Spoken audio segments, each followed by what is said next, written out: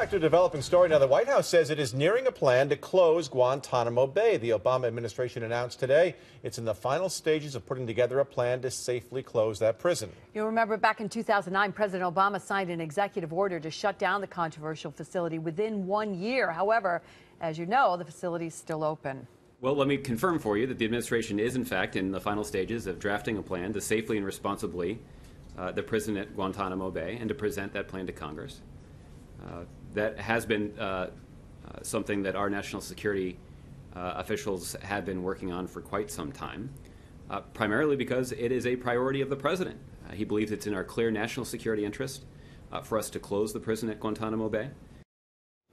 And joining us now to talk about today's development is our terrorism expert, Rick Matthews. Rick, thanks for being with us. We're talking, I guess, more than 100 detainees right there, terror detainees.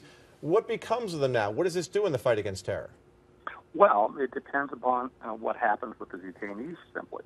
If simply they're transferred from one prison or detention center to another, well, then it's pretty much the status quo. One of the concerns is that the transfer of these detainees could be back to their countries or some other country and possibly ending their detainment and therefore releasing them back into society, if you will. And the concern there is obviously that a terrorist or suspected terrorist could return to his or her old craft and go back and committing these atrocities again. That's the main fear. How would we, Rick, how would we interrogate and hold prisoners in the future then without this in place?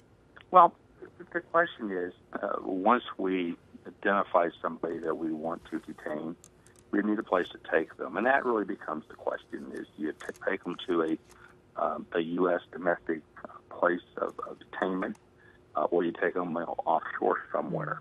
And that's one of the questions to be worked out. And there they could be interviewed and begin to get information from them and begin to help us to combat terrorism. The biggest question, again, is where are you going to take them? And that's still the $64 question.